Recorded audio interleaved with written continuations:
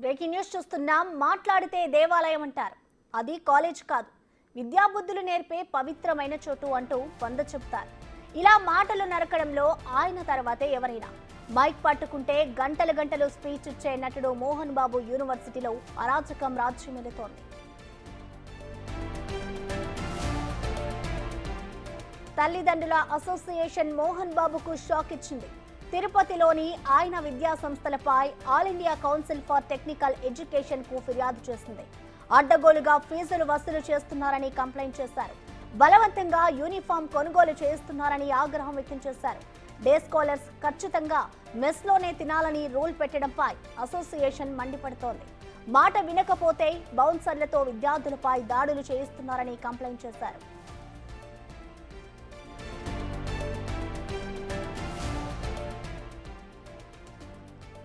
Collection king Mohan Babu cinema కలెక్షన్ల వర్షం కురిపిస్తుంది. సినిమాలే కాదు, యూనివర్సిటీ నుంచి కూడా కలెక్షన్లు పిండుకుంటున్నారనే ఆరోపణలు వినిపిస్తున్నాయి. కలెక్షన్ కింగ్ అన్న బిరుదును సార్థకం చేసుకుంటున్నారనే విమర్శలు వస్తున్నాయి.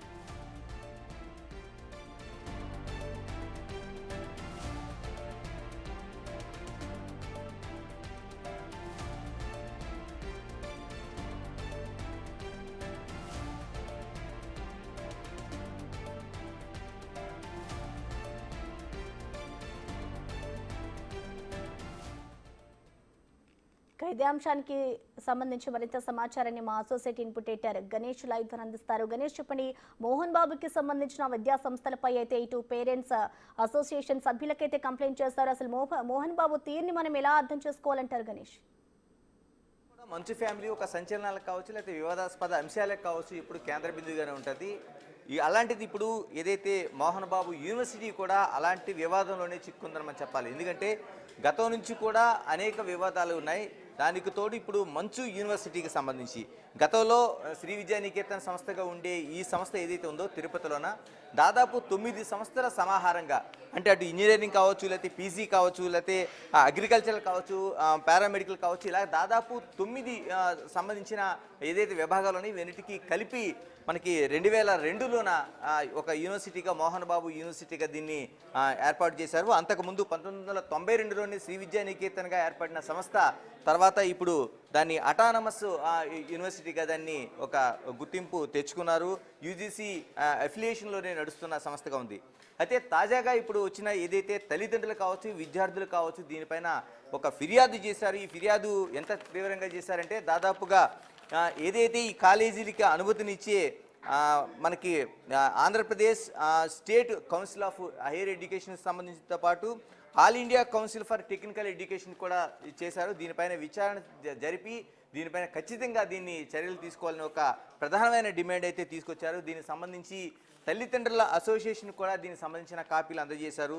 దీంతో ఇప్పుడు ఈ వివాదం ఎక్కడ దారితీస్తుంది మోహన్ బాబు యూనివర్సిటీ, ఎందుకంటే దీనికి డాక్టర్ మంచు మోహన్ బాబే ఛాన్సలర్గా కొనసాగుతున్నారు. ఇలాంటి పరిస్థితుల మధ్య ఈ కాలేజీలో ఈ మొత్తం ఈ దీంట్లో ఏం వ్యవహారం జరిగింది తల్లిదండ్రులకు సంబంధించి, మరోవైపు ఏం డిమాండ్ చేస్తున్నారు, విద్యార్థులకు అంత ఇబ్బంది పెట్టే పరిస్థితులు ఏమున్నాయనేది ఇప్పటికే ఆంధ్రప్రదేశ్ పేరెంట్స్ అసోసియేషన్ దీనిపైన ఒక విజ్ఞాపన సమర్పించింది. దీనిపైన చర్యలు తీసుకోవాలని ఒక డిమాండ్ అయితే వ్యక్తం చేస్తుంది.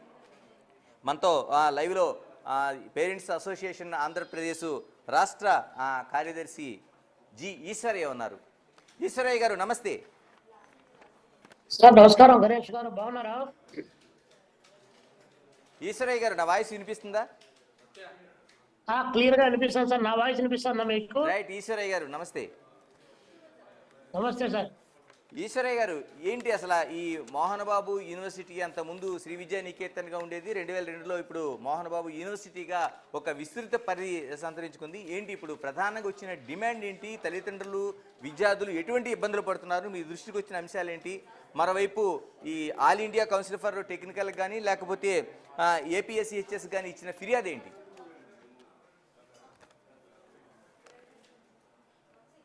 మోహన్ బాబు యూనివర్సిటీకి సంబంధించి the parents association of Andhra Pradesh నుంచి అనేక సమస్యలతో కూడినటువంటి విజ్ఞాన పత్రాన్ని all India council for technical education కు, అదేవిధంగా విద్యాశాఖ మంత్రి లోకేష్ గారికి, రాష్ట్ర ఉన్నత విద్యాశాఖకు కంప్లైంట్ చేయడం జరిగింది. ఇది ఆ కళాశాలలో యూనివర్సిటీలో చదువుతున్నటువంటి విద్యార్థుల తల్లిదండ్రుల యొక్క విజ్ఞప్తి మేరకు అక్కడ జరుగుతున్నటువంటి అంశాలపైన వారు కంప్లైంట్ చేయడంతో ఈ సంఘం తరపు నుంచి కంప్లైంట్ చేయడం జరిగింది. ప్రధానంగా ఫీజులు ఏఐసిటి నిబంధనలకు లోబడి వసూలు చేయాల్సి వస్తే వాటికంటే పెద్ద ఎత్తున బిల్డింగ్ ఫీజులని, ట్యూషన్ ఫీజులని విపరీతంగా డబ్బులు వసూలు చేస్తూ ఉన్నారు. అదేవిధంగా బస్సులో పోవడానికి ఫీజెస్ కలెక్ట్ చేస్తూ ఉన్నారు. కానీ బస్సులో సీట్లు లేకుండా దాదాపు 45 నిమిషాల పాటు నిలువుగాళ్ల పైన నిలబడి ప్రయాణం చేయాలి. ఎవరైనా బస్సు ఫీజులు కలెక్ట్ చేసినప్పుడు దానికి తగ్గట్టు ఏర్పాట్లు చేయాలి. కానీ అలా చేయకుండా వాళ్ళు బస్సు ఎక్కగానే 45 నిమిషాల పాటు మళ్ళీ క్యాంపస్ లేక పోయినంత వరకు కూడా నిలబడుకునే పోవాలి. ఇదేమని అడిగితే దాదాపు 100-150 మంది బౌన్సర్లు పెట్టారు. ఆ బౌన్సర్ల బాడీలు చూడగానే పిల్లలు విపరీతంగా భయపడేటువంటి పరిస్థితి వస్తూ ఉంది. 1-2 సందర్భాల్లో బౌన్సర్లు తల్లిదండ్రుల పట్ల, స్టూడెంట్స్ పట్ల కూడా అమర్యాదకరంగా ప్రవర్తన చేశారనేటువంటి అంశాన్ని కూడా గతంలో కూడా తీసుకొని వెళ్ళారు పేరెంట్స్. కానీ అయినా అక్కడ పట్టించుకున్నటువంటి పాపాను పడలేదు.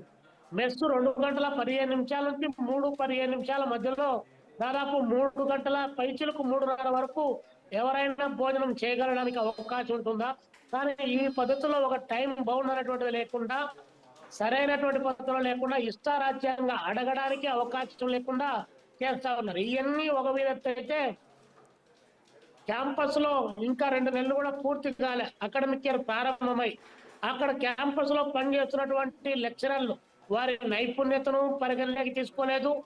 వారికి ఏఐసిటి నిబంధనల ప్రకారం వారికి ఉన్నటువంటి అర్హతలు పరిగణలోకి తీసుకోలేదు. వారి ఇష్టారాజ్యంగా నియామకాలు చేపట్టుకోవడం. ఈ రోజు అక్కడ ఉన్నటువంటి అధ్యాపక వర్గం కూడా 2 మాసాలు పూర్తి కాకముందే, వాళ్ళ కాంట్రాక్ట్ కూడా పూర్తి కాకముందే వారంతా కూడా దాదాపు 10 మంది రాజీనామా చేశారు. కొంతమందికి జీతాలు రానటువంటి పరిస్థితి. వాళ్ళు హైకోర్టును కూడా ఆశ్రయించినటువంటిది కళ్ళ ముందు కనిపిస్తా ఉంది. ఇన్ని రకాల సమస్యలు అక్కడ ఉన్నటువంటి పద్ధతుల్లో లక్షల రూపాయల ఫీజులు కట్టి అక్కడ చదువుకుంటా ఉంటే కనీసం వారు కట్టినటువంటి ఫీజుకు 40% కూడా న్యాయం జరగడం లేదన్నటువంటిది విద్యార్థుల తల్లిదండ్రుల యొక్క ఆవేదన. ఈశ్వరయ్య గారు ఇక్కడే ప్రధానమైన ప్రశ్న వినిపిస్తుంది. మీరు రాష్ట్ర విద్యార్థి సంఘం నాయకుడిగా కూడా మీరు పనిచేసిన అనుభవం ఉంది మీకు.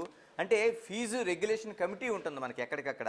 ఎందుకు ఇక్కడ మోహన్ బాబు యూనివర్సిటీలో ఫీజు రెగ్యులేషన్ కమిటీ ఎందుకు పనిచేయడం లేదు? ఇష్టానుసారంగా ఫీజులు వసూలు చేస్తుంటే ఎందుకు చూడాల్సిన పరిస్థితి వస్తుంది?